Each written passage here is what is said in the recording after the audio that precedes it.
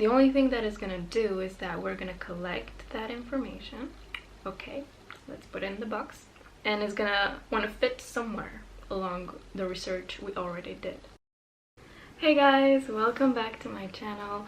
We are talking today about why the INFJs don't like explaining stuff. This is related to our tertiary TI. You will notice a lot of time basically that an INFJ would avoid having to explain something to somebody, whether it's in a classroom, whether it's in social interactions. The INFJ will feel that it's pointless and that it's leading nowhere to explain our TI. Why? Because our TI has 56 layers. 56 layers of depth. So there's like 56 different truths worth exploring. So an INFJ will, if they stop at the first layer, most of the situation they will want to stop at the first 5 layers and be like, here's what I'm gonna give you, because this is what you can understand. So a lot of times we will avoid explaining our TI because we know, and that's the first reason, we know that others will not understand it unless it's an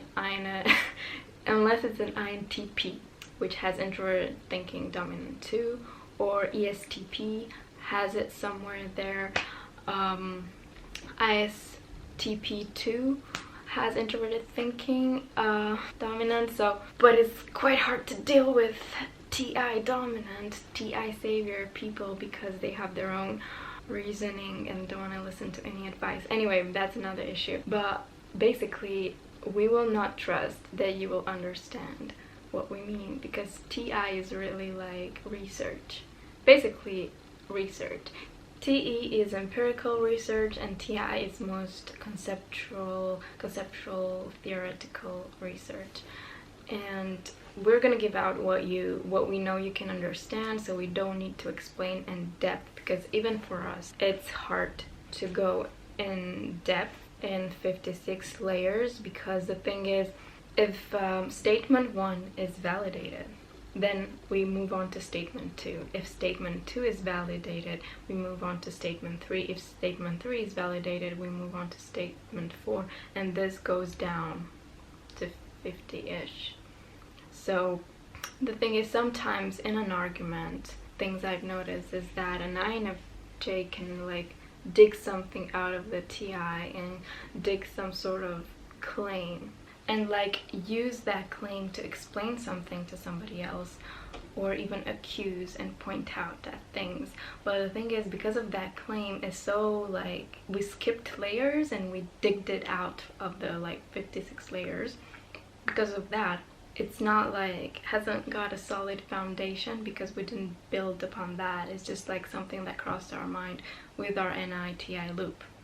So it doesn't always have reasoning justification, but this is the cognitive process, if you want, of what is happening when an INFJ does that. And you might have noticed it. INFJ's pointing out at something and be like, I know what you did. But because it's only a theoretical research, it can't be, oftentimes we struggle to prove it with SE, which is our extroverted sensing observant function. We have 2 observers, NI and SE, and 2 judgers, FE and TI. So the observers help us detect what is happening around and collect. They're basically gathering and collecting and organizing information. And because our SE observer is so down the line, demon function, we say, savior is the first. In objective personality, that's how they call it. Savior function is the first function. Your first observer is a savior, and your least observer is the demon function for the INFJ. So because we tend to disrespect our inferior SE, we don't have like physical material facts to prove our statement, because our statement is theoretical, but it's a lot of times always true. It's just that it's true in the theoretical realm, in the abstract realm. And it's not always like we don't have that argument that enables us to like structure what we said necessarily. And that's why the first reason why INFJs don't like explaining themselves, because of that inferior SE, and because we don't think people will understand, because we're not as experts with TI as ISTPs or INTPs, but and we don't want to be exposed for it, so we will just avoid.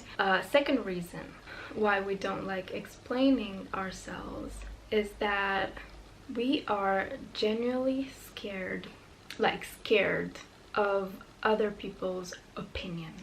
We don't need that. We don't want that. We don't like it. So TI is all about figuring it out yourself, with yourself and yourself and yourself, and we don't want anyone else trying to come into our bubble and tell us what to do or tell us how to do it. We don't like changing systems. We like to do it the old-fashioned way, how we learned how to do it. Probably know that already, but that is the reason, the second reason why we don't like explaining ourselves is because explaining yourself will automatically leave room irreversibly for other people's opinion. For example, I'm at work. I need to explain why I'm eating vegetables. I don't want to be bothered with somebody. If I explain why I'm vegetable and I'm like, oh, I went vegan for a month, and they're like, oh, nice, blah blah blah, why?